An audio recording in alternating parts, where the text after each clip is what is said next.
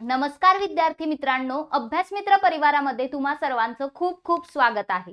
आज आपण पुढील वर्षासाठी जी डिस्क्रिप्टिव्ह पॅटर्नने होणारी राज्यसेवा पूर्व परीक्षा आणि मुख्य परीक्षा असणार आहे, तर पूर्व परीक्षेचं सोडा, मुख्य परीक्षेमध्ये आपल्याला जी डिस्क्रिप्टिव्ह वेने म्हणजे आन्सर रायटिंग करायची आहे, तर ती आन्सर रायटिंग कशा स्वरूपाने केली पाहिजे, काय त्या दिलेल्या प्रश्नांमध्ये विचारलेलं असतं, त्या प्रत्येक शब्दाचा अर्थ काय असतो हे आपण समजून घेणार आहोत। ठीक आहे, तर सुरुवातीपासून शेवटपर्यंत लेक्चर बघायचे, कारण की आन्सर रायटिंग झाल्यानंतर मी तुम्हाला एक गोष्ट अजून सांगणार आहे, ती म्हणजे कशा स्वरूपामध्ये तुम्ही प्लॅनिंग असलं पाहिजे तुमचं, किंवा ह्या राहिलेल्या काही महिन्यामध्ये काय स्ट्रॅटेजी असली पाहिजे की जेणेकरून येणारी परीक्षा तुम्ही पास होऊ शकता, तुमची सगळी तयारी होऊ शकते। आणि मी काही मॉडेल आन्सर सुद्धा तुम्हाला दाखवणार आहे। ठीक आहे, सो नक्कीच लेक्चर सुरुवातीपासून शेवटपर्यंत बघायचं आहे। आणि काही नवीन विद्यार्थ्यांसाठी जस्ट लेक्चर सुरू करण्याआधी एक माहिती की आपण फाउंडेशन बॅच जी आहे राज्यसेवा 2025 साठी डिस्क्रिप्टिव्ह पॅटर्नची सुरू केलेली आहे। याचे लेक्चर सुद्धा सुरू झालेले आहेत। बेसिक टू ऍडव्हान्स सगळं शिकवलं जाईल। एनसीईआरटी सर्व मराठीतून यामध्ये शिकवल्या जात आहेत। त्याचबरोबर स्टेट बोर्ड असतील आणि सगळे लेक्चर डिस्क्रिप्टिव्ह सुद्धा असणार आहेत। आन्सर रायटिंग सुद्धा इथे तुमची चेक करून घेतली जाणार आहे। तर काही गणेश चतुर्थी निमित्त आपण ऑफर ठेवलेली आहे, तर तुम्ही इथे कुपन कोड अप्लाय करून हर्षाली नावाचा कुपन कोड जर वापरला तर तुम्हाला बॅचेस जे आहेत त्यावरती 50% पर्यंत डिस्काउंट सगळ्या कोर्सेस वरती मिळून जाईल। त्याचबरोबर आपलं ऍप्लिकेशन डाउनलोड करा, डिस्क्रिप्शन बॉक्स मध्ये लिंक दिलेली आहे। ऍप्लिकेशन डाउनलोड केल्यानंतर लॉग इन करून जी बॅच हवी आहे ती तुम्ही परचेस करू शकता। काही अडचण आली तर कॉन्टॅक्ट नंबर आहे त्यावर कॉल किंवा मेसेज करू शकता। टेलिग्राम चॅनल आणि इंस्टाग्राम पेज सुद्धा जॉईन करून ठेवायचे आपलं, त्यावरती तुम्हाला निश्चितच इम्पॉर्टंट गोष्टी आणि काही महत्त्वाच्या गोष्टी मिळणार आहेत। सुरुवात करूया मग आजच्या आपल्या लेक्चरला आन्सर रायटिंग पासून। बघा, खूप जणांच्या मनामध्ये भीती असते की मी उत्तर कसं लिहू, ठीक आहे, मला तर काही येतच नाहीये, सुरुवात कशी करू, शेवट कसा करू, मध्ये काय लिहू, हा खूप असा एक मोठा डाऊट असतो। सगळ्यात पहिला तर हे म्हणेन की जे काही आन्सर तुम्हाला लिहायचे, ज्या विषयाचा आन्सर तुम्ही लिहिणार आहात त्या विषयाची तयारी तुमची झाली पाहिजे। तुम्हाला तो विषय माहिती असला पाहिजे। एखादा जर क्वेश्चन तुम्हाला दिलाय, उद्या जर तुम्हाला ज्वालामुखीवरती प्रश्न आलेला आहे, तर ज्वालामुखीची व्याख्या काय आहे, यापासून ज्वालामुखीचे प्रकार कोणकोणते आहेत, का ज्वालामुखी निर्माण होते, मग कुठे जास्त आहे, सो या सगळ्या गोष्टी तुम्हाला समजल्या पाहिजे, त्या तुम्हाला उत्तरातून मांडता आल्या पाहिजे। ज्वालामुखीचे परिणाम काय होतात, सगळ्या गोष्टी। आणि मग हे एस्पेक्ट्स जेव्हा आपण अभ्यासलेले असतात तेव्हा आपल्याला त्याचं उत्तर लिहिता येतं।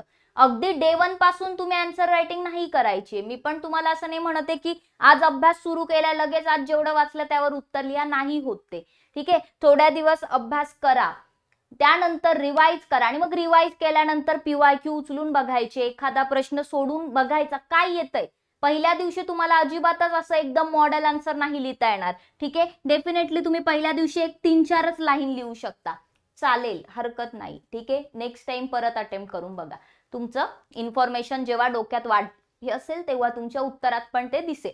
एक पिरियड नंतर असं होतं की आपल्याकडे खूप जास्त माहिती होऊन जाते आणि आपल्याला उत्तर कमी शब्दात लिहायचं असतं। सो ते पण जमलं पाहिजे की डेटा खूप आहे, पण त्यातून काय क्वालिटी कंटेंट आहे तो आपल्याला उत्तरात लिहायचं हे आपल्याला समजायला पाहिजे। आणि होतं, ट्रस्ट मी, ही सगळी प्रोसेस आहे। या प्रोसेस मधून, या काही महिन्यांमधून तुम्ही या प्रोसेस मधून जाल तेव्हा ते ऑटोमॅटिकली तुमच्या उत्तरांमध्ये दिसेल। पण सातत्य आणि जिद्द सोडायची नाही। ठीक आहे, आपल्याला करायचे तर करायचे बस। ठीक आहे, दॅट्स इट। चला, मग काही कीवर्ड्स असतात बघा, कुठलाही प्रश्न दिला तर कीवर्ड्स असतात त्यामध्ये की स्पष्ट करा किंवा औचित्य द्या, त्यानंतर क्रिटिकली अनालाइज, म्हणजे मी तुम्हाला इंग्रजी आणि मराठी दोन्ही शब्द देते इथे, आणि त्यांचा नेमका अर्थ काय असतो हे महत्त्वाचं असतं। कुठल्याही प्रश्नात जो शब्द दिलाय तो काय सांगतोय तुम्हाला ते जेव्हा समजेल की एखाद्या ठिकाणी दिलंय की काय करा, इल्युस्ट्रेट करा, तर तुम्हाला इल्युस्ट्रेट करा म्हणजे नेमकं काय काय करायचे ते माहिती पाहिजे, तेव्हा तुम्ही त्याचं उत्तर परफेक्ट लिहाल, तेव्हा तुमचा स्कोर वाढेल, तुमचे मार्क्स 4 जास्त येतील। हे लेक्चर फक्त एमपीएससी करणाऱ्यांसाठी नाहीये, यूपीएससी सुद्धा करणाऱ्यांसाठी हे लेक्चर आहे। इंग्लिश मीडियम असू द्या, मराठी मीडियम असू द्या, फक्त सर्वांनी बघायचे। सो बघा, जसं की पहिला एक आपण शब्द इथे घेतलाय, डिफाइन किंवा व्हॉट इज, कीवर्ड आहे हा डिफाइन किंवा व्हॉट इज। ठीक आहे. सो मराठीत जर पाहिलं तर व्याख्या किंवा काय आहे असं विचारलं जातं. आपण फॉर एक्झाम्पल इथे प्रश्न घेऊया. न्यायिक सक्रियता ज्युडिशियल ऍक्टिव्हिझम परिभाषित करा. परिभाषित म्हणजे डिफाईन करा, डिफाईन करा. ठीक आहे, परिभाषित करा आणि त्याच्याशी संबंधित समस्यांवरती चर्चा करा, डिस्कस करा. तर इथे दोन कीवर्ड आलेले आहेत, डिफाईन आणि डिस्कस. डिफाईन परिभाषित आणि चर्चा डिस्कस. डिस्कसचा आपण सेपरेटली पुढे अर्थ बघूया, डिफाईन वगैरे इथे सध्या आपण बघू. सो थोडक्यात काय डिफाईन करा म्हणजे काय, तर त्या शब्दाचा त्या संज्ञेचा नेमका अर्थ काय आहे हे सांगणं. की ज्वालामुखी म्हणजे काय, तर ज्वालामुखी म्हणजे एक पाईप मधून लावारस जो आहे तो जमिनीच्या आतून जमिनीच्या पृष्ठभागावरती येतो, पृथ्वीच्या पृष्ठभागावरती पसरतो. ठीक आहे, मग तो शंकू तयार करतो किंवा तो पठार तयार करतो, आपण त्याला ज्वालामुखी म्हणतो. की पाईप मधून लावारस वर येणं. सो बेसिकली एखाद्या शब्दाचा नेमका अर्थ काय आहे तो सांगायचा आणि त्यानंतर तेवढंच पुरेसं नाहीये. मग जेव्हा डिफाईन करा म्हटलं जातं तेव्हा त्यामध्ये तुम्हाला त्या शब्दाचा अर्थ सांगितल्यानंतर ती जी डेफिनेशन आहे, व्याख्या आहे, ती दिल्यानंतर त्याच्याशी रिलेटेड प्रॉब्लेम्स काय आहेत, समस्या काय आहेत, त्या तुम्हाला तिथे काय कराव्या लागतात, समस्या लिहाव्या लागतात. ठीक आहे, जर तुम्हाला प्रश्न आला लँडस्लाइड बद्दल तर काय प्रॉब्लेम्स आहेत, काय चॅलेंजेस आहेत ते तिथे लिहावे लागतात. त्या व्याख्येशी संबंधित वेगवेगळ्या व्याख्या असल्या तर त्याची पण चर्चा करावी लागते. एखाद्या गोष्टीच्या 2-3 डेफिनेशन असतात त्या पण डिस्कस करायच्या, त्या पण तिथे लिहायच्या. ठीक आहे, काही थिंकर्स असतात, त्यांची मतं असतात एखाद्या गोष्टीबद्दल. इथिक्स मध्ये मोस्टली आपण याचा वापर करतो थिंकर्सचा. सो इथिक्स किंवा पॉलिटी असेल इथे वापर केला जातो किंवा इकॉनॉमी मध्ये. तर मग त्यांची मतं लिहायची. कधी त्यांचं नाव वापरलं तर अजून चांगलं, म्हणजे अजून इम्पॅक्ट पडतो. किंवा नाही नाव आठवलं तरी तुम्ही असं लिहू शकता की एका विचारवंताच्या मते असं असं आहे, मग तुम्ही असं लिहिलं इम्पॅक्ट पडतो. ठीक आहे, सो थोडक्यात ते तुम्ही इथे वापरू शकता. एखाद्या गोष्टीचा संदर्भ, परिचय आणि निष्कर्ष. ठीक आहे, मग आता इथे जर हे तुम्ही पाहिलं तर संदर्भ, परिचय, निष्कर्ष हे सगळं इथे डिफाईन मध्ये इतकं गरजेचं नाहीये. ठीक आहे, तुम्ही बेसिकली जी डेफिनेशन दिलेली आहे तर त्याच्या इन्क्लुडेड सगळ्या गोष्टी ज्या आहेत तर त्यावरून तुम्ही अंदाज लावू शकता. म्हणजे किती तुमच्याकडे टाइम पिरियड आहे ते पण इम्पॉर्टंट आहे. ठीक आहे, उत्तर लिहायला आपल्याला खूप वेळ नाही लावायचे, आपल्याला 8-7 मिनिटात एक उत्तर लिहून काढायचे. ठीक आहे, सो ते पण बघावं लागेल की किती टाइम मॅनेजमेंट आहे. सो त्यानुसार तुम्ही एक शेवटी निष्कर्ष काढावा लागतो आपल्याला, किंवा एक फायनल कन्क्लुजन द्यावं लागतं. कुठल्याही उत्तराचं एंड करत असताना एक पॉझिटिव्ह वे फॉरवर्ड द्यावा लागतो. ठीक आहे, किंवा जिओग्राफीचा प्रश्न असेल तर त्याला एन्व्हायरमेंटशी, पर्यावरणाशी लिंक करावं लागतं. ठीक आहे, होईल ते हळूहळू होईल, आपण घेऊ मध्ये मध्ये सेशन्स. ठीक आहे, सो असे प्रश्न तुम्हाला इथे विचारले जाऊ शकतात. तर बेसिकली डिफाईन करा म्हटल्यानंतर काय करायचं हे तुम्हाला लक्षात आलं असेल. बघा, हे सगळं कुठेतरी लिहून ठेवा एका पेजवरती नोट्स म्हणून. याच्या का गरजेचं आहे, जर ह्या कीवर्ड्सचा अर्थ समजला ना मेन्स मध्ये तुमचे मार्क्स कोणीच चोरू शकत नाही. ठीक आहे, कोणीही तुम्हाला मेन्स मध्ये मग काय करू शकत नाही, तुमचा हात धरू शकत नाही. कारण की एकदा तुम्ही ह्या कीवर्ड्सला फिक्स डोक्यात बसवलं की तुमचं उत्तर परफेक्टच येणार. पुढे बघा काय आहे, do you agree or disagree. ठीक आहे, do you agree or disagree. Just a minute.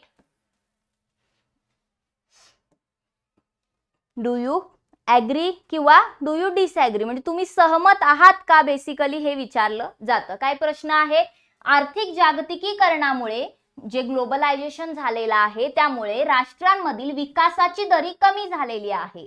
ठीक आहे, सो डेव्हलपमेंट जे आहे त्याची जी दरी होती कुठेतरी म्हणजे एक फरक दिसत होता आपल्याला की विकासामध्ये, तर ते कमी झाले आता, म्हणजे बऱ्यापैकी होतोय असं थोडक्यात त्यांना म्हणायचं आहे.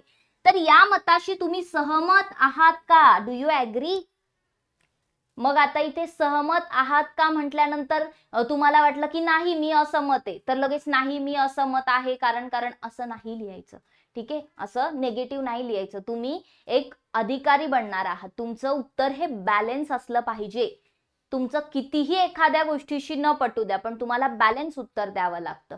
मग त्याचे पॉझिटिव्ह पॉइंट, त्याचे निगेटिव्ह पॉइंट्स लिहावे लागतात की तुम्ही जे काही तुमचं सहमती आहे, असहमती आहे त्याचा उल्लेख करायचा आहे. ठीक आहे, पण अगदीच म्हणजे एखाद्या गोष्टीशी नाही मी अजिबातच सहमत नाही असं नसलं पाहिजे उत्तरामध्ये, त्यातले पॉझिटिव्ह पॉइंट्स पण थोडेफार दिसले पाहिजे, ठीक आहे. किंवा तुम्ही लिहा की मी असहमत आहे, मग त्याची कारणं ही आहेत, पण मग खाली तुम्ही 1-2 पॉइंट्स हे लिहा, परंतु यामध्ये या गोष्टी चांगल्या आहेत, सो इम्प्रूव्हमेंटला स्कोप आहे, असं उत्तर असलं पाहिजे. जस्टिफिकेशन बेसिकली तुम्हाला तिथे द्यायचं असतं, डू यू ऍग्री और डिसऍग्री मध्ये औचित्य सांगायचं असतं, ठीक आहे.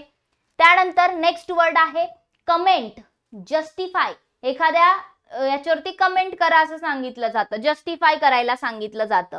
जसं की जागतिक शेतीवर हवामान बदलाच्या परिणामावर टिप्पणी द्या, म्हणजे कमेंट करा, टिप्पणी द्या किंवा औचित्य सिद्ध करा, जस्टिफाय करा, तुमची योग्य भूमिका ठरवा, ठीक आहे. असा प्रश्न आहे. सो बेसिकली टिप्पणी द्या, कमेंट करायला सांगितले, कमेंट ऑन दिस. तर मग इथे काय करायचे, कमेंट करायचे. कमेंट करतो एखाद्या गोष्टीवर, एखादी रील आवडली तर कमेंट करतो, ती कमेंट आपलं मत असतं, बरोबर. आपल्याला जे वाटलंय ते आपण कमेंट करतो की नाही, ठीक आहे. मग तसंच तुमचं मत जे आहे ते मांडायचं आहे, की त्या गोष्टीबद्दल तुमचं मत काय आहे. पण अगेन तुमचं मत, तुम्हाला ती गोष्ट नाही आवडत आहे म्हणून अगदीच तुम्ही नेगेटिव्हच मत मांडायचं का, नाही. बॅलन्स, ठीक आहे. बॅलन्स, पॉझिटिव्ह नेगेटिव्ह दोन्ही, तर्कशुद्ध, तर्कशास्त्र आणि पुराव्यांचा संदर्भ वापरायचा आहे इथे तुम्हाला. जेव्हा तुम्ही कमेंट करता तेव्हा काही प्रूफ्स तुम्ही वापरू शकता, काही एक्झाम्पल्स वापरून सांगू शकता, की जसं की इथे जागतिक शेतीवर हवामान बदलाच्या परिणामावर टिप्पणी द्या म्हटले, ठीक आहे. सो हवामान बदलाच्या ज्याने तुम्ही टिप्पणी देऊ शकता की एखाद्या ठिकाणी काय समजा नद्या होत्या किंवा टेम्परेचर वाढलंय, ठीक आहे. मग टेम्परेचर वाढल्यामुळे काय होतंय, तर टेम्परेचर वाढल्यामुळे एखाद्या ठिकाणचं पाणी साठलंय, मग पाणी पुरवठा कमी होतोय, ठीक आहे. म्हणजे असं रिलेट करायचे गोष्टी, जसं जसं तुम्ही इव्हॉल्व करत जाल त्याला आन्सर्सला. सो बेसिकली रिलेट करायचं. पण मग तुम्ही जसं मी तुम्हाला एक्झाम्पल दिलं की पाणी आटलं आणि पाणी आटल्यामुळे मग हा पर्यंत, तर हे असे संदर्भ वापरायचे. पुरावे वापरण्यासाठी तुम्ही करंट अफेअर्सचा जेव्हा व्यवस्थित अभ्यास कराल, त्याच्यावर पण मी एक सेपरेट लेक्चर घेणार आहे की कसं करायचं, काय करायचं. पण जेव्हा तुम्ही करंट अफेअर्सचा सेपरेटली अभ्यास कराल तेव्हा तुम्ही तो डेटा तुमच्याकडे येईल, तो डेटा वापरायचा, ते रेफरन्स वापरायचे, ठीक आहे. सो बेसिकली आपलं मत मांडायचं असतं, तर्कशास्त्र मत मांडायचं असतं आणि शेवटी सजेशन्स पण तुम्ही तिथे वे फॉरवर्ड पण द्यायचा असतो की काय केलं पाहिजे जेणेकरून चांगलं होईल. हाऊ फार, टू व्हॉट एक्सटेंट, ठीक आहे. असं शब्दामध्ये जर कीवर्ड्स आले, किती प्रमाणात किंवा किती दूर, आता हाऊ फार किती दूर वगैरे, किती प्रमाणात असं म्हटलेलं जातं, पण नक्की प्रश्न कसा येतो, समजा तंत्रज्ञानाने, टेक्नॉलॉजीमुळे भारतातील शिक्षणाचे परिदृश्य किती प्रमाणात बदललेले आहे, किती प्रमाणात, टू व्हॉट एक्सटेंट टेक्नॉलॉजीचा इम्पॅक्ट झालाय, ठीक आहे. सो असा जेव्हा प्रश्न विचारला जातो तेव्हा तुम्हाला काय करायचं असतं, काइंड ऑफ युक्तिवाद सादर करायचा असतो, डिबेट. की जसं आपल्याला निबंध यायचे ना की तंत्रज्ञान फायद्याचे की तोट्याचे, ठीक आहे, फायदा की तोटा, तर तसं बेसिकली युक्तिवाद आपल्याला एक डिबेट द्यायचं असतं, हो आणि नाही वालं, दोन्ही वालं. आणि पुराव्यांचा उल्लेख जो आहे तो तिथे करायचा असतो, थोडंसं डिटेलमध्ये एखाद दुसरे प्रूफ्स मांडावे लागतात, म्हणजे डेटा द्यावा लागतो, ठीक आहे. आणि जर तुम्ही पाहिलं तर जी काही पर्यायी स्पष्टीकरणं असतात जिथे अस्तित्वात, तर ती आपल्याला थोडीशी बघावी लागतात. म्हणजे एक बेसिकली आपल्याला इथे काय करायचं असतो, युक्तिवाद मांडायचा असतो, ठीक आहे. सो नक्की किती हे झालंय एक प्रॉपर आपण त्याला एक्झाम्पल्सनी हे करायचं असतं. नेक्स्ट आहे इन्युमरेट, लिस्ट डाऊन, ठीक आहे. इन्युमरेट म्हणजे काय, गणन करायचं, लिस्ट करायची. लिस्ट डाऊन म्हणजे काय, पॉइंट्स फॉर्मॅटमध्ये लिस्ट बनवा, 1 2 3 4 पॉइंट्स. सो बेसिकली एक एक करून गोष्टींची यादी लिहायची असते. जसं की प्रश्न आहे, भारतातील शिक्षण हक्क कायद्यातील प्रमुख तरतुदींची गणना करा. लिस्ट डाऊन काय करायचं आहे, ज्या प्रमुख तरतुदी आहेत शिक्षण हक्क कायद्यातील, राईट टू एज्युकेशन, मग गणना करा म्हणजे काय करायचं, तुम्हाला लिस्ट करायची आहे, एक सिंपल प्रश्न आहे. तर इथे आपल्याला काय करायचे, ज्या प्रमुख तरतुदी आहेत तर त्यांची गणना करायची आहे की XYZ 1 2 3 4 या काय आहेत, यामधल्या तरतुदी आहेत. मग तुम्ही शेवटी खाली, आता इथे तुम्हाला फार काही करायचं नाही, इथे तरतुदी सांगितल्या की शेवटी एक कन्क्लुजन देऊ शकता की हा कायदा जो आहे तो छान पद्धतीचा आहे. यामध्ये अजून काय होऊ शकतं किंवा अचीव हे केलं जाऊ शकतं, शॉर्ट मध्ये द्यायचं किंवा नाही याला इतकं तुम्ही हे केलं तरी चालेल, निगेटिव्ह पॉझिटिव्ह मध्ये केलात, जे आहे ते लिहायचं. ठीक आहे, मग याची ही झाली मेन बॉडी, ह्या लिस्ट बनवल्या. पण ह्याचं इंट्रोडक्शन काय असेल तर तो शिक्षण हक्क कायदा कधी बनला, की या वर्षी याच्याने बनला, मग त्याचं कोणता आर्टिकल आहे का, ह्या गोष्टीने इंट्रोडक्शन द्यायचं. ठीक आहे, सो ही तुम्हाला लिस्ट इथे बनवावी लागते. मग काही उदाहरणं तुम्ही शक्य असल्यास इथे समाविष्ट करू शकता. ठीक आहे, आणि संदर्भ, परिचय, निष्कर्ष ह्या गोष्टी ऐच्छिक आहेत. तुमची इच्छा असेल तर तुम्ही लिहू शकता, नाही लिहिलं तरी चालतं. नेक्स्ट, डिस्टिंग्विश बिटवीन, डिफरन्शिएट करा. ठीक आहे, जेव्हा डिस्टिंग्विश किंवा डिफरन्शिएटचा प्रश्न येतो ना, डिरेक्टली काय करायचं, डिरेक्टली चार्ट बनवायचा.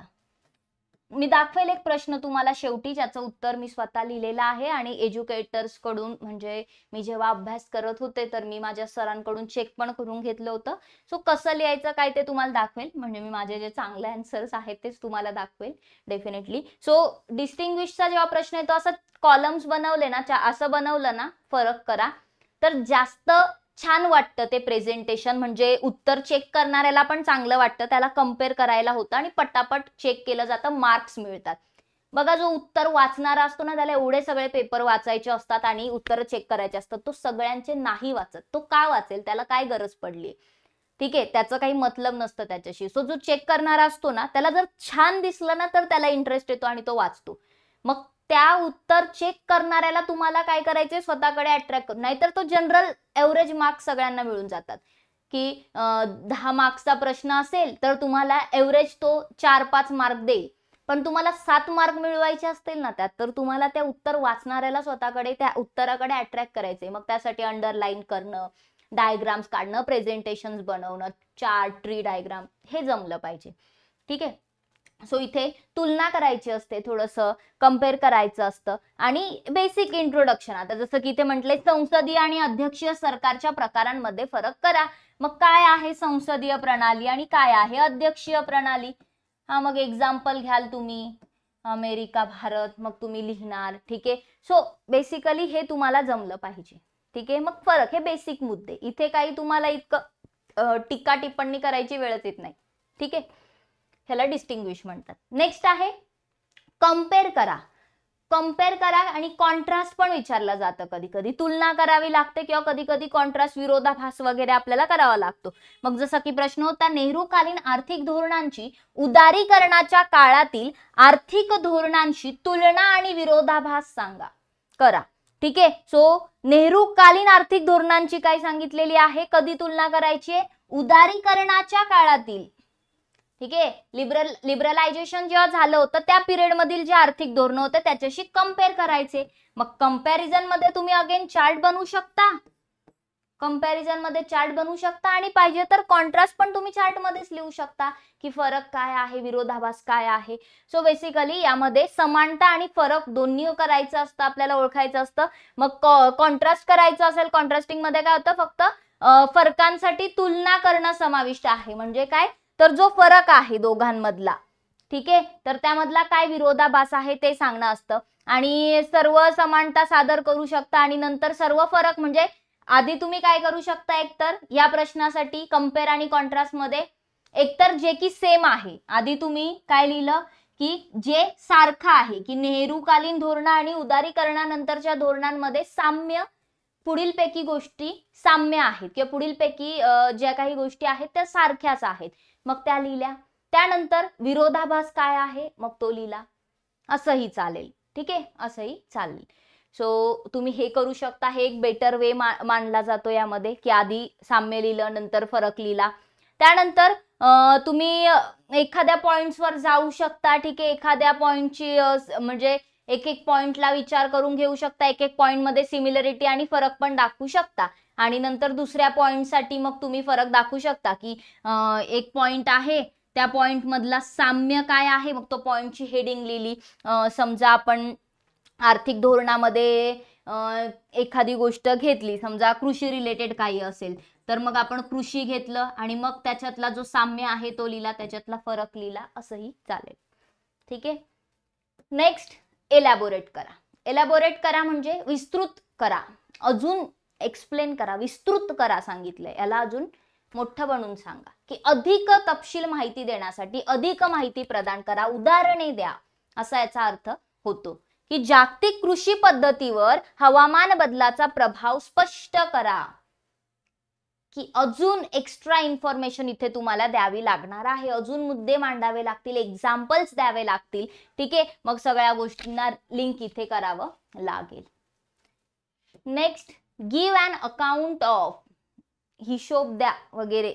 तर गिव्ह अन अकाउंट ऑफ असं म्हणजे इथे प्रश्न तुम्हाला येऊ शकतो की हवामान बदलावरील पॅरिस करारातील प्रमुख तरतुदींचा लेखाजोखा द्या. गिव्ह अन अकाउंट ऑफ जे काही मेन प्रोव्हिजन्स होत्या कशामधल्या, तर जो पॅरिस ट्रिटी झाली होती क्लायमेट चेंज साठीची, तर त्याच्यामधील. तर मग इथे तुम्हाला एक लेखाजोखा द्यायचे प्रमुख तरतुदींचा. म्हणजे एक थोडक्यात आपण डेप्थ मध्ये जाऊन एक तपशीलवार एखाद्या गोष्टीचं पहिली गोष्ट वर्णन करणं, किंवा जर का पाहिलं तर म्हणजे अशा गोष्टी इथे आल्या पाहिजे की एखादी गोष्ट जी आहे ती का घडली. ठीक आहे, म्हणजे बेसिकली जो काही हे आहे ते व्यवस्थित बघायचं. प्रश्न जास्त असं कन्फ्युजिंग किचकट उत्तर नाही लिहायचे. ठीक आहे, की एखादी गोष्ट का घडली हे वगैरे तुम्ही लिहू शकता. की जसं की इथे ही ट्रिटी का झाली हे तुम्ही लिहू शकता. ठीक आहे, हवामान बदलावरील पॅरिस करार का झाला, पहिली गोष्ट त्या कराराविषयी माहिती लिहू शकता आणि मग नंतर त्या करारामध्ये काय आहे हे तुम्ही लिहू शकता. ठीक आहे, सो अशा प्रकारे give an account of. Next आहे एक्सप्लेन. एक्सप्लेन करा. बघा सगळे शब्द ना सारखे वाटतात, सगळ्यांचे एकच उत्तर नाही लिहायचे. म्हणून म्हणते की या शब्दांचा अर्थ व्यवस्थित समजून घ्या, कोणत्या शब्दाखाली काय लिहायचं आहे. एक्सप्लेन करा जेव्हा म्हटलंय याचा अर्थ समजावून सांगा असं एक्सप्लेन करायचंय. मग इथे की ज्याला एखादी गोष्ट माहिती नसेल त्याला सुद्धा ती समजली पाहिजे. ठीक आहे, सो इथे तुम्हाला एखाद्या गोष्टीचा इंट्रो पण द्यावा लागेल, तुम्हाला निष्कर्ष पण द्यावा लागेल. ठीक आहे, सो काय कार्यपद्धती आहे, काय प्रोसेस आहे, एखाद्या घटनेचा काय क्रम झालेला आहे हे समजावून सांगायला पाहिजे. ठीक आहे, आणि जिथे गरजेचे तिथे तुम्हाला ज्या वेगवेगळ्या टर्म्स आहेत, डेफिनेशन्स त्याच्या द्याव्या लागतील, त्या संज्ञा स्पष्ट कराव्या लागतील. जसं की भारतीय राज्यघटनेतील न्यायिक पुनर्विलोकनाची संकल्पना स्पष्ट करा. न्यायिक पुनर्विलोकन, ज्युडिशियल रिव्ह्यू. ठीक आहे, मग ह्याच्याबद्दल सगळं लिहिणं. ठीक आहे, मग याच्या संबंधित उदाहरणं, प्रकरणांसह युक्तिवाद जे आहेत ते तुम्ही इथे मांडू शकता, जस्टिफाय करू शकता.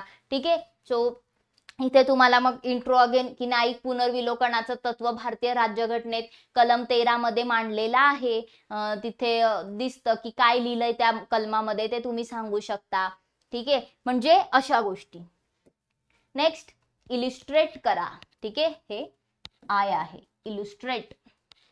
उदाहरण द्यायचे आहेत. इलिस्ट्रेट करा म्हणजे उदाहरण द्या. की इथे तुम्हाला थोडंसं एक्सप्लेन करण्यासारखंच आहे, पण इथे तुम्हाला जास्त एक्झाम्पल्स द्यावे लागतात, किंवा एखादा डेटा द्यावा लागतो, केस स्टडी मांडाव्या लागतात, एखादे स्टॅट्स मांडावे लागतात, जो काही पर्सेंटेज आकडेवारीवाला डेटा असतो ना तो इथे तुम्हाला वापरावा लागतो. किंवा एखाद्या केस म्हणजे पॉलिटिशी रिलेटेड असेल तर जजमेंट्स तुम्ही इथे वापरू शकता. सो थोडक्यात असं जस्टिफाय करावं लागतं, एक्झाम्पल्स जास्त इथे द्यावे लागतात. ठीक आहे, सो जेव्हा इलिस्ट्रेट किंवा उदाहरण द्या म्हटले की भारतीय स्वातंत्र्य चळवळीतील महिलांची भूमिका स्पष्ट करा, मग तुम्हाला महिलांची उदाहरणं द्यावी लागतील की ही महिला या चळवळीत होती, तिचं हे रोल होतं, दुसरी महिला, असं तुम्हाला एक्झाम्पल देऊन ते महत्व स्पष्ट करावं लागेल. ठीक आहे, इलिस्ट्रेट. नेक्स्ट आहे डिस्क्राईब. डिस्क्राईब करा, वर्णन करा. काय करा, वर्णन करा. सो जी काही यंत्रणा आहे त्याचं तपशीलवार स्पष्टीकरण द्या, असं इथे त्यांचं म्हणणं आहे. की एक जाऊन चांगलं असं स्पष्टीकरण द्या, एक्सप्लेनेशन द्या. यामध्ये पण संदर्भ गरजेचा आहे. ठीक आहे, इंट्रोडक्शन गरजेचं आहे. निष्कर्ष नाही दिला तरी चालेल, दिला तरी चालेल. जसं की विकसनशील देशांमधील शहरीकरणाच्या प्रक्रियेचं वर्णन करा. मग काय शहरीकरणाची प्रक्रिया होती ती आपल्याला इथे सांगायची आहे, व्यवस्थितपणे एक्सप्लेन करायची आहे. डेमॉन्स्ट्रेट. डेमॉन्स्ट्रेट प्रात्यक्षिक. डेमॉन्स्ट्रेट जेव्हा वापरलं जातं तर अगेन एक्सप्लेन करण्यासारखं आहे. इथे पण काय करावे लागतात, एक्झाम्पल्स घेऊन एक्सप्लेन करावं लागतं की प्रशासकीय निर्णय घेण्यामध्ये नैसर्गिक न्यायाच्या तत्वांचा वापर प्रदर्शित करा, स्पष्ट करण्यासाठी उदाहरणे वापरा. इथे डायरेक्ट म्हटले की उदाहरणे वापरा. ठीक आहे. सो डेमॉन्स्ट्रेट वगैरे तुम्हाला दिलं जाऊ शकतं. अगेन एक्सप्लेनेशन सारखं आहे. नेक्स्ट आहे डिस्कस. डिस्कस खूपदा वापरलं जातं, चर्चा करा. ठीक आहे. सो इथे तुम्हाला काय करायचं असतं, थोडंसं वादविवाद टाईप, इथे तुम्ही थोडंसं लॉजिक्स वगैरे तुमचे जे आहे ते वापरायचे आणि तुमचे स्किल्स जे आहे ते इथे तुम्हाला वापरायचे असतात. ठीक आहे. आणि एक व्यवस्थित काळजीपूर्वक पुरावे निवडायचे आणि त्यांचा आधार घेऊन त्या उत्तराला आपल्याला तिथे मांडायचं असतं. पॉझिटिव्ह नेगेटिव्ह दोन्ही आपल्याला इथे युक्तिवाद द्यायचे असतात. पॉझिटिव्ह नेगेटिव्ह लिहायचं असतं, संदर्भ द्यावा लागतो. ठीक आहे. रेफरन्स द्यावा लागतो आणि निष्कर्ष वगैरे पण इथे द्यावा लागतो. जसं की लोकशाहीमध्ये राजकीय प्रवचनावर सोशल मीडियाच्या प्रभावाची चर्चा करा. मग इथे तुम्ही सोशल मीडियाचा काय फायदा झालाय लोकशाही मध्ये आणि काय तोटा झालाय हे लिहिणार. शेवटी तुम्ही तुमचं याच्यावरती म्हणजे काय निष्कर्ष निघतो की लोकशाहीमध्ये राजकीय प्रवचन जे होतात तर त्यामध्ये सोशल मीडियाचा प्रभाव जो आहे तो कसा आहे याचं फायनल तुमचं एक निष्कर्ष काय आहे ते तुम्ही शेवटी लिहिणार.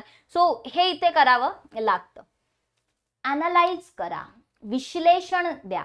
अनालाइज विश्लेषण करा की तुम्हाला जर का एखादा क्वेश्चन दिला जसं की विकसनशील देशांवरती कोविड-19 साथीच्या रोगाचा आर्थिक प्रभावाचे विश्लेषण करा. विश्लेषण करायचे, आता अनालाइज करायचे म्हणजे काय करायचे तर इथे पण तुम्हाला एक इंट्रो प्रॉपर निष्कर्ष गरजेचं असतं. इथे तुम्हाला जे काही दिलेला विषय आहे त्याचे वेगवेगळे भाग, त्याचे तपशील काळजीपूर्वक आपल्याला सगळे रेफरन्सेस बघावे लागतात, विचार करावा लागतो आणि त्याला स्पष्ट करावं लागतं, समजून द्यावं लागतं एखाद्याला. त्याच्या समस्या काय आहेत त्या वेगवेगळ्या भागात आपल्याला लिहावे लागतात. त्यानंतर युक्तिवाद आणि त्याची बाजू, त्याच्या विरुद्ध पुरावे, या सगळ्या गोष्टी आपल्याला इथे सखोलपणे मांडावे लागतात. सो जे विकसनशील देश होते त्याच्यावरती कोविड-19 साथीच्या रोगाच्या आर्थिक प्रभावाचं जे विश्लेषण आहे. मग आता इथे आर्थिक प्रभाव विचारलाय तुम्हाला, मग आर्थिक पुरतच ठेवा, बाकी जास्त खोलात दुसऱ्या परिणामांवरती नाही जायचे. आपल्याला आर्थिक म्हटलंय तर आर्थिक म्हणजे जे म्हटलंय त्याला लिहायचं, फालतूचा फापट पसारा करत बसायचा नाही. पुढे जाऊया, असेस. ठीक आहे. आकलन करा. आकलन करा जेव्हा म्हटलं जातं तर याचा अर्थ काय तर मूल्यमापन जे आहे, इव्हॅल्युएशन थोडंसं करायचं असतं. म्हणजे जर पाहिलं तर एखाद्या गोष्टीला आपण जस्टिफाय करावं लागतं किंवा मत बनवावं लागतं. ठीक आहे. की एक थोडंसं आपल्याला काय स्किल्स वापरावे लागतात. जसं समकालीन समाजामध्ये सामाजिक समानता वाढवण्यामध्ये शिक्षणाच्या भूमिकेचे मूल्यांकन करा. शिक्षणाची जी भूमिका आहे, रोल आहे, त्यामध्ये सामाजिक समानता वाढवण्याच्या शिक्षणाच्या भूमिकेचं मूल्यांकन करा. मग शिक्षणाचा काय रोल आहे इव्हॅल्युएट करा. मग तुम्हाला अगेन इथे एक युक्तिवाद द्यावा लागतो. ठीक आहे. किंवा तुम्ही जे युक्तिवाद मांडताय बेसिकली तर तुमच्या युक्तिवादाकडे तो जो उत्तर वाचणारा आहे, उत्तर चेक करणारा आहे, त्याचं मन वळवावं लागतं. ठीक आहे. कोणत्याही त्रुटी आणि प्रतिवाद दर्शवण्यासाठी तिथे म्हणजे तुम्ही प्रतिवाद स्पष्ट केला पाहिजे. विधान किंवा वस्तुस्थितीशी कितपत सहमत आहात ते तिथे नमूद करून एक निष्कर्ष काढलं पाहिजे. ठीक आहे. की तुमचं मत याच्यावरती बेसिकली अगेन काय आहे की काय रोल आहे शिक्षणाच्या भूमिकेचं. ठीक आहे. कशामध्ये तर समकालीन समाजांमध्ये सामाजिक समानता वाढवण्यामध्ये, तर ते तुम्हाला मांडता आलं पाहिजे. एक्झामाइन, क्रिटिकली एक्झामाइन. ठीक आहे. परीक्षण करा किंवा गंभीरपणे परीक्षण करा. ठीक आहे. जेव्हा क्रिटिकली एक्झामाइन शब्द येतो, जसं की प्रश्न तुम्ही जर पाहिलं तर इथे प्रश्न घेतलेला आहे, भारतातील दारिद्र्य निर्मूलन कार्यक्रम जे आहेत तर त्यांच्या परिणामकारकतेचं परीक्षण करा. ठीक आहे. दारिद्र्य निर्मूलन कार्यक्रम, गरिबी हटाव वाल्यासारख्या योजना, तर इकडे तुम्हाला व्यवस्थितपणे काय करायचं असतं, याशी रिलेटेड जे काही तथ्य आहेत, फॅक्ट्स आहेत, प्रॉब्लेम्स आहेत ते इथे मांडायचे असतात. काय चॅलेंजेस आहेत. ठीक आहे. आणि मग ते जे काही आपण गोष्टी लिहितो त्याची कारणं काय आहेत ते थोडंसं तिथे आपण स्पष्ट केलं पाहिजे. त्याचबरोबर इथे तुम्हाला इव्हॅल्युएट करता आलं पाहिजे, म्हणजे काय त्याचा दारिद्र्य निर्मूलन जे कार्यक्रम घेतले होते त्याचा फायदा झालाय का, त्याला कितपत यश मिळालंय किंवा त्याचे तोटे काय झालेले आहेत, त्या जे काही योजना वगैरे आल्या त्यांचे ह्याच्यावरती आपल्याला थोडंसं बघावं लागतं, म्हणजे जे काही तुमची स्कोरिंग होते ती त्याच्याशी रिलेटेड होत असते. नेक्स्ट आहे इव्हॅल्युएट किंवा क्रिटिकली इव्हॅल्युएट. इव्हॅल्युएट म्हणजे मूल्यमापन करणं, मूल्यांकन करणं किंवा समालोचनात्मक मूल्यांकन करा. क्रिटिकली इव्हॅल्युएट करा. सो अगेन जी काही जसं की भारतातील उत्पन्न असमानतेवरती आर्थिक उदारीकरणाच्या प्रभावाचे गंभीर मूल्यांकन करा, की भारतातील उत्पन्न असमानतेवरती आर्थिक उदारीकरणाचा प्रभाव काय आहे. मग ह्याचा व्यवस्थित अभ्यास करून एखाद्या गोष्टीबद्दल एक मत तयार करायचं राहतं. ठीक आहे. आणि मग ते विधान सत्य आहे का, कितपत सत्य आहे, किंवा आपण सहमत आहोत काय स्टेटमेंटशी, ते आपल्याला इथे लिहायचं असतं. अगेन आपण सहमत आहोत तर का सहमत आहोत आणि काय विरोधाभास आहे त्यामध्ये, या सगळ्या गोष्टी तुम्हाला याचे एक थोडेसे एक्झाम्पल रेफरन्सेस पुरावे द्यावे लागतात. त्यानंतर जे काही निष्कर्ष आहे तो लिहावा लागतो. ठीक आहे. सो थोडक्यात एक तुमचं मत कसं बनलं, म्हणजे तुम्हाला एक त्याला हे द्यावं लागतं की तुम्ही या गोष्टीच्या बाजूने का आहात किंवा काय नाही पटलंय ते तुम्हाला लिहावं लागतं, प्रॉपर इव्हॅल्युएट करावं लागतं. ठीक आहे. सो बेसिकली हे कीवर्ड्स आहेत एखाद्या प्रश्नाचं उत्तर लिहिण्यासाठी. काय आहेत? कीवर्ड्स आहेत. ठीक आहे. मग जर तुम्ही पाहिलं तर इथे तुम्हाला मी काही प्रश्न पण दाखवते की कशा स्वरूपाचे प्रश्न, म्हणजे आता डिस्क्रिप्टिव्ह एक्झाम आधी होत होती 2011च्या आधी, ऑप्शनल वगैरेचे आन्सर्स लिहावे लागायचे, जीएसचे आन्सर लिहावे लागायचे. सो तेच मी प्रश्न काही जुने घेतलेले आहेत. एक ब्लँक पेज घ्यायचा कधीही जेव्हा तुम्ही उत्तर लिहायला सुरुवात करणार आहात. ब्लँक पेज वरती अशा लाईन्स मारून घ्यायच्या, कारण की ज्यामध्ये उत्तर लिहायचं असतं तो एवढा स्पेस असतो. सो A4 साईजच्या ब्लँक पेज मध्ये अशा रेषा मारून घ्यायच्या, इथून उत्तराला सुरुवात करायची. असं समास वगैरे सोडायचा. इंट्रोडक्शन लिहिलं, त्याच्यानंतर इंट्रोडक्शन झाल्यानंतर तुमचा जो काही मुद्दा आहे तो लिहिला, मग 1 पॉइंट, 2 पॉइंट, 3 पॉइंट, 4 पॉइंट. ठीक आहे. त्यानंतर इथे मग तुमचं काय आलं, कन्क्लुजन. असं उत्तराचा फॉर्मॅट असला पाहिजे. ठीक आहे. जनरली 10 मार्काचा प्रश्न असेल तर 1.5 पान भरलं पाहिजे तुमचं उत्तराने. ठीक आहे. 15 मार्काचा प्रश्न असेल तर 2-2.25 पानांपर्यंत म्हणजे भरलं पाहिजे. ठीक आहे. आता भरलं पाहिजे म्हणजे तुमचं अक्षर खूप लहान असेल तर खूप सारे शब्द नाही लिहायचे. ठीक आहे. शब्दांची पण मर्यादा असते. ठीक आहे. डायग्राम्स काढत असाल तुम्ही उत्तरांमध्ये तर डायग्राम तुम्ही या कॉर्नरला काढले तर असं चौकट बनवा, इथे लिहा. अजून एक डायग्राम काढायची तर मग ती या कॉर्नरला काढा, इकडे लिहा. सो ह्या गोष्टी अशा इलिस्ट्रेशन आपल्याला करता आलं पाहिजे. असं नाही की पूर्ण पेज डायग्रामच काढली, नाही, तुम्हाला लिहायचं पण आहे. सो डायग्राम छोटी किंवा मॅक्स तुम्हाला थोडी मोठी डायग्राम आहे तर एवढी आडव्या याच्यामध्ये डायग्राम काढू शकता तुम्ही. ठीक आहे. सो हे असं उत्तर लिहायचं एक फॉर्मॅट असतो. जर तुम्ही इकडे पाहिलं तर काही क्वेश्चन जसं की हे जुने प्रश्न आहेत, खूप सोप्या पद्धतीचे प्रश्न आहेत. हे तर मी ऑप्शनल जिओग्राफी ऑप्शनलचे प्रश्न टाकले तिथे. ठीक आहे. म्हणजे आता जर प्रश्न विचारले तर जे ऑप्शनलला तेव्हा विचारत होते ते जीएस मध्ये विचारतील की पृथ्वीची आंतरिक संरचना योग्य आकृतीच्या सहाय्याने स्पष्ट करा.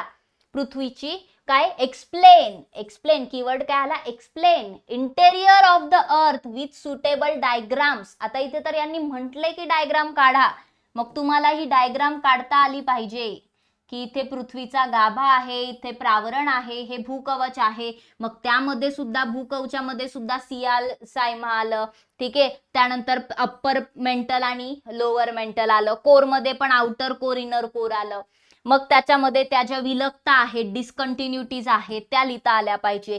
किती एक एक गोष्टीची हाईट आहे. ठीक आहे. हे आलं पाहिजे आपल्याला. ठीक आहे. मग ह्याच्यामध्ये निकेल फेरस असतं, निफे, सिलिका ॲल्युमिनियम, म्हणजे ह्या गोष्टी ह्याला सगळ्याला म्हणतात एक्सप्लेन करणं. सो ही जी संरचना आहे, प्रत्येक लेअर मध्ये काय असतं, लिक्विड असतं की सॉलिड असतं, या सगळ्या गोष्टी एक्सप्लेन करणं. ठीक आहे. असा हा प्रश्न होता. Next, what do you mean by isolation. ठीक आहे. What, explain the factors affecting the distribution of insolation. Insolation बद्दल म्हटलेलं आहे. इन्सोलेशन म्हणजे काय, तर जी सूर्यापासून येणारी किरणं आहेत ती पृथ्वीवरती कशा स्वरूपात पडतात, त्याच्या वितरणावर परिणाम करणारे घटक काय आहेत ते आपल्याला इथे लिहायचे आहेत. ठीक आहे. मग तुम्हाला माहितीये की जी ऋतू निर्मिती होते ती याच्यावरती एक बऱ्यापैकी डिपेंड असते. पृथ्वीचा कललेला अक्षय एक याला कारणीभूत असतो. म्हणजे असे वेगवेगळे इम्पॅक्ट तुम्ही लिहू शकता, त्याचे परिणाम तुम्ही लिहू शकता. नेक्स्ट होतं, what do you mean bye climate change. Again what do you mean bye climate change? Give in brief theories of climate change. आता इथे ऑप्शनलचा प्रश्न असल्यामुळे थेरीजवर विचारले, जे की ऑप्शनल मध्ये कव्हर होतात. ठीक आहे, हवामान बदल म्हणजे काय आणि हवामान बदलाचे सिद्धांत थोडक्यात सांगा, असा हा प्रश्न होता. इकडे काही प्रश्न आहेत. नदी प्रणाली म्हणजे काय? नदी प्रणालीचे विविध प्रकार स्पष्ट करा. मग नदी प्रणाली म्हणजे काय लिहिलं, ड्रेनेज दाखवलं, कसं असतं ड्रेनेज सिस्टम, की नुसती नदी नाही, तिच्या ट्रिब्युटरीज, तिच्या उपनद्या आणि मग त्यांचं सगळ्यांचं क्षेत्र. आणि मग नदी प्रणालीचे वेगवेगळे प्रकार कसे आहेत, काय वेगवेगळे काय आहेत, तर ड्रेनेज पॅटर्न्स आहेत. मग तो डेंड्राइट्रिक वृक्षाकार आलं, पॅरलल आलं, समांतरवाला आलं, ट्रेलिसवाला आलं, ठीक आहे, रेडियल वाला आलं, म्हणजे जे आपण केंद्रत्यागी वगैरे आल्या, डोंगरापासून एका डोंगरापासून लांब लांब जातात. सो हे डायग्राम्स वगैरे काढून स्पष्ट करायचं. Explain in brief the causes of global warming and it's impact on environment. वैश्विक तापमान वाढीची कारणे थोडक्यात स्पष्ट करा आणि त्याचा पर्यावरणावर होणारा परिणाम सांगा. ठीक आहे, त्याचबरोबर स्थलांतरण म्हणजे काय, स्थलांतरणाची कारणे, त्यामुळे होणाऱ्या परिणामांची चर्चा करा. की मायग्रेशन म्हणजे काय हे सांगितलं. मग मायग्रेशन मध्ये दोन प्रकार असतात, इनमायग्रेशन, इमिग्रेशन. ठीक आहे, बाह्य स्थलांतर, अंतस्थलांतर. आणि मग त्यानंतर का स्थलांतर होतं, तर काही अट्रॅक्शनचे, आकर्षणाचे घटक असतात, काही पुल फॅक्टर, पुश फॅक्टर्स लिहायचे तुम्हाला इथे, की काही ढकलणारे घटक असतात, अपसरण घटक, काही आकर्षक घटक असतात. जॉबसाठी येतं ढकलणारे घटक म्हणजे आर्थिक परिस्थितीमुळे दुसरीकडे जाणार. सो त्यामुळे होणारे परिणाम काय आहेत. मग आता एखाद्या ठिकाणी व्यक्ती स्थलांतर करून गेला, म्हणजे एखादा हे गाव आहे एक आणि हे दुसरं गाव आहे बी. या ए गावातून जर का 10 पुरुष बी गावामध्ये स्थलांतर करून गेले, तर ए गावाचं लिंग गुणोत्तर काय होणार, लिंग गुणोत्तर जास्त होणार, कारण पुरुष तिकडे गेले ना, म्हणजे महिलांची संख्या जास्त असेल, सो लिंग गुणोत्तर वाढलं. मग इकडे गेले पुरुष, त्यामुळे इकडे जे पुरुषांची संख्या आहे ती वाढेल, सो इथलं लिंग गुणोत्तर परिणाम होईल, ते कमी होईल. सो या गोष्टी लिंक करता आल्या पाहिजे, वेगवेगळ्या तिथल्या रिसोर्सेस वरती ताणे, हे असे परिणाम लिहिता आले पाहिजे. Discuss the environmental issues in regional planning. आता हे प्रादेशिक नियोजन वगैरे ऑप्शनलचा घटक आहे. Explain the landforms associated with sea waves. सागरी लाटामुळे निर्मित भूरूपे स्पष्ट करा. हे जीएस मध्ये विचारलं जाऊ शकतं. मग काय काय भूरूपे बनतात सागरी लाटांमुळे, मग त्याच्या इरोजनमुळे तयार होणारी भूरूपे वेगळी, डिपोजिशन निक्षेपणामुळे तयार होणारी भूरूपे वेगळी, मग ते सागरी कमान आहे, सागरी स्तंभ आहे, सागरी गुफा आहेत, हे सगळं इरोजनमुळे तयार होतं. म्हणजे ह्या गोष्टी आपल्याला जमल्या पाहिजे आणि त्याच्या डायग्राम्स वगैरे किंवा एक्झाम्पल देणं हे जमलं पाहिजे. सो असे प्रश्न विचारले जातात. किंवा इकडे जर तुम्ही पाहिलं तर हे जीएसचे पेपर होते, की शिवाजी महाराजांचे कुलदैवत यांच्यावरती आपल्याला काय लिहायचं होतं, तर जस्ट आन्सर लिहायचं होतं, देती कुलदैवत ऑफ छत्रपती शिवाजी महाराज. मग असं एक साधे प्रश्न होते इथे, की आपल्याला एकदम सिंपल क्वेश्चन दिले होते, की डायरेक्टली तुम्ही लिहा यावर. प्राचीन काळापासून महाराष्ट्रामध्ये तयार होणारी विशेष प्रकारची साडी. बघा असं प्रश्न होते. महाराष्ट्राचे पहिले मुख्यमंत्री यशवंतराव चव्हाण यांच्या योगदानाची चर्चा करा. संयुक्त महाराष्ट्र चळवळी संबंधी चर्चा करा. कारण महाराष्ट्रावरती थोडेसे प्रश्न जास्त येणार आहे तिकडे, किंवा एक महाराष्ट्राचा रेफरन्स लागणार आहे, हे लक्षात ठेवा. ठीक आहे, त्यामुळे घाबरू नका. खूप जण म्हणतात की युपीएससी करणारे आता एमपीएससी मध्ये येतील आणि तेच पास होणार. उलट त्यांना इकडे येऊन महाराष्ट्राचा अभ्यास करावा लागेल. युपीएससीचा प्रिलियम्सचा अभ्यास वेगळा असतो, एमपीएससीच्या प्रिलियम्सचा अभ्यास सध्या तरी असा आहे की ज्याला फॅक्ट्स मध्ये जास्त जावं लागतं, जास्त डेप्थ मध्ये जावं लागतं. युपीएससी साठी कन्सेप्ट जास्त इम्पॉर्टंट आहेत, एमपीएससी मध्ये फॅक्ट्स लक्षात ठेवावे लागतात, जे की युपीएससीच्या मुलांना प्रीच पास होणं कठीण आहे. ठीक आहे, सो उलट एमपीएससी करणारे जे आहेत त्यांच्यासाठी सोपं राहील ही परीक्षा पुढची देणं. ठीक आहे, कारण महाराष्ट्राचा अभ्यास झालेला असतो. यादवांच्या सांस्कृतिक कामगिरीची चर्चा करा. एल्फिन्स्टनचे शैक्षणिक धोरण काय होते, किंवा मग मराठकालीन ग्रामीण समाज व्यवस्था, ब्रिटिश धोरणाचा सामाजिक परिणाम, 1857च्या उठावाची कारण स्पष्ट करा. डॉक्टर भीमराव रामजी आंबेडकरांच्या सामाजिक सुधारणा, भारतीय राष्ट्रीय काँग्रेसच्या स्थापनेस कारणीभूत झालेले घटक, मुस्लिम लीगच्या उदयाची कारणे, यांसारखे जे वेगवेगळे पॉइंट्स आहेत त्यावरती आपल्याला प्रश्न आधी विचारले गेले आहेत. तुम्ही हे सगळे जे क्वेश्चन पेपर आहेत ते तुम्हाला आपल्या अभ्यासमित्र.in ही जी वेबसाईट आहे त्यावरती मिळून जातील. ठीक आहे, त्या वेबसाईट वरती जा, हे क्वेश्चन पेपर डाउनलोड करा, बघा, तुम्हाला एक अंदाज येऊन जाईल. लगेच लिहायला लागायचं नाहीये. ठीक आहे, मी तुम्हाला हे प्रश्न सांगितले, मी काही माझे तुम्हाला आन्सर दाखवते. हे जे उत्तर आहेत ते मी ऍक्च्युअली UPSCच्या क्वेश्चन्सचे आन्सर लिहिलेले आहेत. ठीक आहे. सो जसं की हा प्रश्न होता, what are the challenges before ISRO. ठीक आहे. इस्रोच्या समोर काय चॅलेंजेस आहेत. 10 मार्काचा प्रश्न होता, ज्याच्यासाठी वर्ड लिमिट असते 150 शब्द, 150 शब्द. मग एक एक शब्द मोजत नाही बसायचे, एक अंदाज पाहिजे किंवा 1.5 पानामध्ये 1.25 पानामध्ये माझे एवढे शब्द बसताय. ठीक आहे. शब्द जर इन्फॉर्मेशन खूप जास्त आहे आणि शब्द जे आहेत ते तुम्हाला 150ची मर्यादा आहे, तर असं काहीतरी ट्री डायग्राम काढून तुम्ही इलिस्ट्रेट करू शकता. ठीक आहे. सो इकडे मी what are the challenges before ISRO विचारले होते, तर मी डायरेक्ट काय केलं, इस्रो समोरील वेगवेगळी आव्हाने काय, तर इस्रोला फंडिंगचा एक चॅलेंज आहे, पुनर्वापरासाठी जे काही रॉकेट्स आहेत तो एक प्रॉब्लेम आहे, ह्युमन रिसोर्सेसचा प्रॉब्लेम आहे, एजन्सी आणि ज्या वेगवेगळ्या संघटना आहेत. बरं, असं नाही तुम्ही मराठीमध्ये लिहिता तर अगदीच इंग्रजी शब्द एकही नाही आला पाहिजे, एखादा आला चालतो, पण सगळंच नाही वापरायचं. त्यानंतर जे आपले SSLV होते. ठीक आहे. मग आता आपण कुठेतरी GSLV वगैरेवर पोहोचलोय. सो हे एक चॅलेंज होतं स्मॉल सॅटेलाइट लॉन्च व्हेकलचे. ॲस्ट्रोबायोलॉजी, म्हणजे यांसारखे हे चॅलेंजेस आहेत इस्रो समोरील. मग मी कसं सुरू केलं, की खरं पाहता इस्रोने जेव्हा सुरुवात केली, माझा अक्षर खूप खराब आहे म्हणून मी वाचून दाखवते, एक्स्ट्रीमली सॉरी. ठीक आहे. पण त्यात आता इम्प्रूव्ह नाही होऊ शकत. ठीक आहे. सो बघा, त्या आधीचा आन्सर आहे. सो काय सुरू केलं, खरं पाहता इस्रोने जेव्हा सुरुवात केली तेव्हा इस्रोचं स्वतःचं लॉन्चिंग व्हेकल सुद्धा नव्हते, तरीही इस्रोने एक एक समस्यांवर मात करत यश मिळवले. इस्रो पुढे अनेक आव्हाने होती आणि आजही आहेत. म्हणजे कशी सुरुवात केली, मी लगेच इस्रोला खूपच चॅलेंज आहे, त्यांना काही पॉसिबलच नाही अशी सुरुवात केली का, नाही, की एक पॉझिटिव्ह सुरुवात केली. ठीक आहे. कधी सुरुवात करताना अशी सुरुवात करायची की वाचणाऱ्याला पण छान वाटलं पाहिजे, इंटरेस्ट आला पाहिजे. ठीक आहे. त्यानंतर मी ही आव्हानं मांडली, असं एक मस्त चार्ट बनवला. सो थोडंसं काय दिसतं, व्यवस्थित टापटीप वाटतं. अक्षर खराब आहे, बाकी टापटीप वाटतं प्रेझेंटेशन. ठीक आहे. त्यानंतर मी काय केलं, मग एक नंबर, 2 नंबर, 3 नंबर, 4 नंबर असे हे 5-6 पॉइंट्स बनवले. ठीक आहे. की प्रत्येकाचे मग पॉइंट सांगितले, की निधी काय, मग निधीची आवश्यकता आहे, मग निधी पुरेशी नाही. बघा, मी अंडरलाईन सुद्धा केलंय, की वाचणाऱ्याने हे 2 गोष्टी, की निधी पुरेशी नाही, भारतीय कंपन्यांनी इस्रोमध्ये गुंतवणूक केली तर नक्कीच इस्रोला मोठ्या प्रमाणावर मदत होईल. म्हणजे हे असे पॉइंट्स मांडले. ठीक आहे. हायलाइट केलं. सॅटेलाइटसाठी आवश्यक असणारे रॉकेट वापरल्यानंतर पुन्हा वापर करता येत नाही. सो सध्या स्पेसएक्सने असे रॉकेट बनवण्यात यश मिळवलंय. एक्झाम्पल दिलं स्पेसएक्सचं. पैसे पण वाचतात, त्याचा वापर हवा तेव्हा करता येतो. त्यानंतर पुढचा पॉइंट मी वापरला मानवी संसाधनांचा. म्हणजे हेच जे मुद्दे होते त्यांना एक्सप्लेन केले, की इस्रोला मानवी संसाधनांचा अभाव जो आहे तो काय आहे, अभाव आहे, आणि त्यामुळे भारतीय तंत्रज्ञानाचा जो मागासलेपणा आहे त्यामुळे इस्रोमध्ये खूप कमी प्रमाणात मानवी संसाधने सापडतात, ह्युमन रिसोर्सेस कमी आहेत. त्यानंतर मी म्हटलं की हे जे एजन्सी संघटना आहेत त्यांच्याबद्दल, defence space agency, defence space research organisation या स्थापन करत लावलेल्या आहेत आणि मग या स्थापन करणं सुरू आहे. त्यामुळे इस्रोला आता काय होतंय, तर एक जी सिव्हिलियन आयडेंटिटी आहे त्याचा स्वीकार करता येईल. सो इस्रोसाठी एक आव्हान आहे.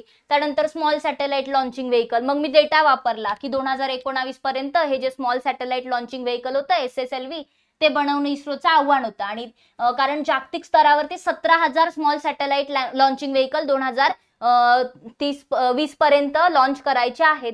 सो असं एक मी ते डेटा वापरला तिथे, मग त्याचा एक इम्पॅक्ट वेगळा पडतो.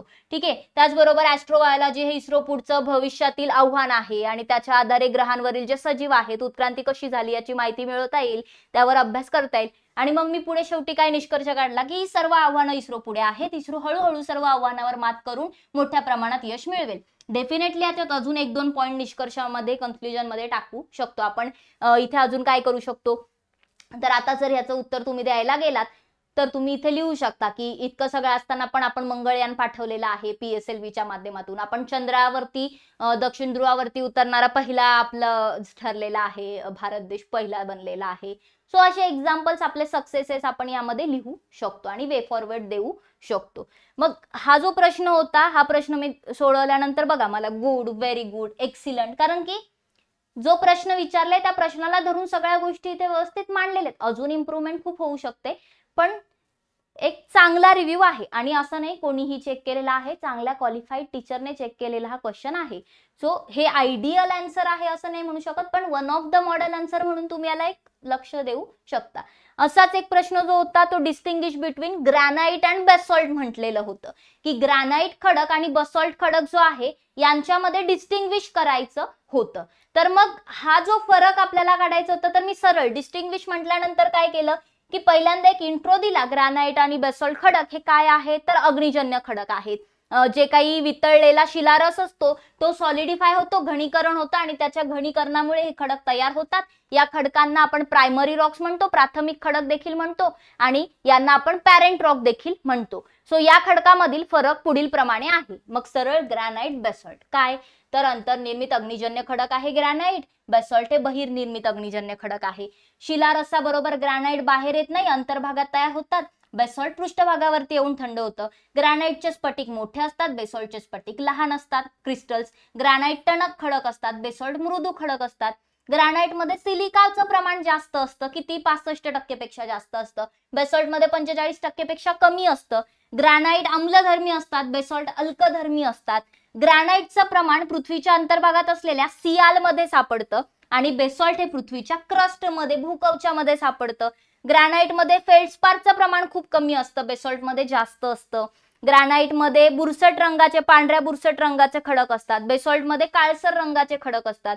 ग्रॅनाइटला चकाकी असते, बेसॉल्टला नसते. ग्रॅनाइट वजनाने हलके असतात, बेसॉल्ट ग्रॅनाइटच्या तुलनेत वजनाने जड असतात.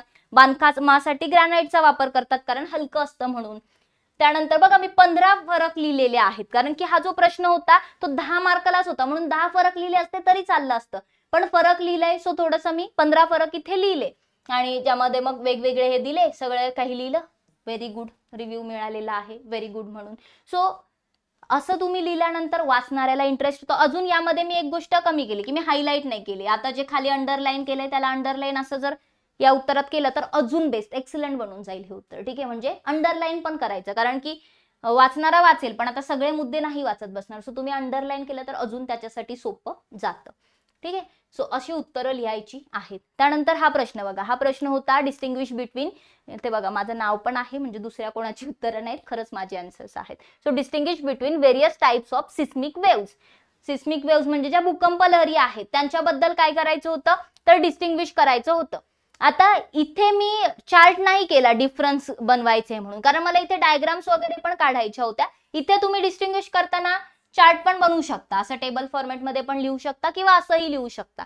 सो मी काय केलं, आधी तर काय सिस्मिक वेव्ह आहेत, भूकंप लहरींची व्याख्या दिली. त्यानंतर मी काय केलं, तर त्या कशा स्वरूपाच्या असतात ते लिहिलं. त्यानंतर ह्या भूकंप लहरी दाखवल्या की अंतर्गत लहरी, पृष्ठभागीय लहरी, फोकस, इपिसेंटर. आणि मग त्यानंतर मी काय काढली, एक डायग्राम काढली ज्यामध्ये मी प्राथमिक लहरी आणि दुय्यम लहरी दाखवल्या. मग पास होतात, लिक्विड कोर मधून कोण पास होतं, याच्यातून कोण पास होतं हे दाखवलं. आणि त्यानंतर मी त्यांच्याबद्दल लिहिलं की प्राथमिक लहरी हे हा पॉइंट्स प्राथमिक लहरींचे, हे पॉइंट्स दुय्यम लहरींचे आणि हे पॉइंट्स पृष्ठभागीय लहरींचे. चांगलं गुड असा रिव्ह्यू मिळाले. म्हणजे अजून ह्यामध्ये मी थोडंसं एक खाली कन्क्लुजिव्ह काही पार्ट लिहिलेला नाहीये, सो तो एक लिहायला पाहिजे होता. सो असं आपण इथे करू शकतो, म्हणजे लिहू शकतो यांच्याबद्दल. ठीक आहे, सो ह्याला मग तुम्ही लिंक करू शकता की कशा प्रकारे या पृष्ठभागीय लहरींचा वापर करून आपल्याला भूकंप कुठे येणार आहे काही याची जाणीव होते ह्या लहरींचा. तो हे तुम्ही शेवटी पॉइंट लिहून जोडू शकता डिझास्टर मॅनेजमेंटशी याला. ठीक आहे, सो अशा प्रकारे डायग्राम्स वगैरे प्रॉपर काढायच्या असतात. सो असे आन्सर्स तुम्हाला लिहावे लागणार आहेत. मग हे कधी होईल, हे लगेच फर्स्ट डेला होईल का, अजिबात नाही. हे जमण्यासाठी, हे सगळं येण्यासाठी तुम्हाला आधी त्या विषयाचं पुरेसं ज्ञान असलं पाहिजे. ठीक आहे, ज्ञान असलं पाहिजे म्हणजे तो विषय वाचून झाला पाहिजे, समजून झाला पाहिजे. तर नक्कीच होईल. प्रोसेसमध्ये आहात तुम्ही, या प्रोसेसमधून जा, ट्रस्ट मी, तुम्हाला पण मज्जा येईल.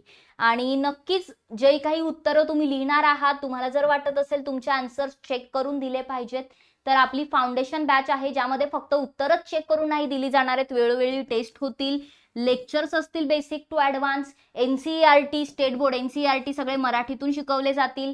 ठीक आहे, स्टेट बोर्ड असतील, सगळं डिस्क्रिप्टिव्ह शिकवलं जाईल. ही बॅच जी आहे फाउंडेशन बॅच, याचे ऍडमिशन कधीच सुरू झालेले आहेत, लेक्चर पण सुरू केलेत आपण या महिन्यात आणि तुम्ही यामध्ये नक्कीच इनरोल करू शकता. तुम्ही हर्षाली नावाचा कुपन कोड जर वापरला तर तुम्हाला इथे डिस्काउंट सुद्धा मिळून जाईल. सो खाली कॉन्टॅक्ट नंबर दिलाय, काही अडचण आली तर तुम्ही यावर कॉल करू शकता. निश्चितच पुढच्या वर्षीची तयारी करणारे UPSCचे मुलं असू द्या, मराठीमधून तयारी करणारे किंवा MPSC फाउंडेशन बॅच जी डिस्क्रिप्टिव्ह पॅटर्न साठी आहे, तर डिस्क्रिप्टिव्ह तयारी करणारे मुलं असू द्या, नक्कीच तुम्हाला याचा फायदा होईल. तर हिचं ऍडमिशन जे आहे ते तुम्हाला कुठून करायचं, अभ्यास मित्राच्या ऍप्लिकेशन वरून. ऍप्लिकेशन वरती इतर पण बॅचेस आहेत. जर का तुम्ही कुपन कोड वापरला हर्षाली नावाचा तर गणेश चतुर्थी निमित्त आपण डिस्काउंट ठेवलेलं आहे सध्या. सो ऍप्लिकेशन डाउनलोड करा, डिस्क्रिप्शन बॉक्स मध्ये लिंक दिलेली आहे. टेलिग्राम चॅनल आणि इंस्टाग्राम पेजला फॉलो करायचं आहे. आज मी स्ट्रॅटेजी सुद्धा घेणार होती पण लेक्चर ऑलरेडी हे खूप मोठं झालंय, सो हे आपण फक्त आन्सर रायटिंग पुरतं मर्यादित ठेवूया. नेक्स्ट लेक्चर जे असेल ते मी स्ट्रॅटेजी वरती घेईल की काय स्ट्रॅटेजी असली पाहिजे, कशा प्रकारे प्लॅन असला पाहिजे आणि त्यामध्येच मी तुम्हाला करंट अफेअर्सची स्ट्रॅटेजी सुद्धा सांगेल. ठीक आहे, आणि नोट्स मेकिंग वगैरे सगळं. सो ते लेक्चर सुद्धा नक्की करायचं, इंटरेस्टिंग असेल. सो आज आपण इथेच थांबूया, नेक्स्ट लेक्चर मध्ये भेटूया पुन्हा एकदा. डिस्क्रिप्टिव्ह जी आपली जी एक्झाम होणार आहे नेक्स्ट इयर, तर त्या पॅटर्न साठी कसं तयार व्हायचंय यासाठी मी वेळोवेळी तुम्हाला गाईड करणारच आहे नक्कीच. सो बाकी जे बॅच मध्ये आहेत त्यांना तर गायडन्स मिळतेच, जे नाहीयेत त्यांच्याकडे प्लॅटफॉर्म आहे, तिथे तुम्ही नक्कीच आमच्यापर्यंत पोहोचू शकता. सो आय होप हे लेक्चर तुम्हाला आवडलं असेल, समजलं असेल, उत्तर लिहिण्यासाठी तुम्हाला या लेक्चरचा नक्कीच फायदा होईल. धन्यवाद. भेटूया आपण पुन्हा एकदा एका नवीन लेक्चर मध्ये. तोपर्यंत बघत राहा अभ्यास मित्र.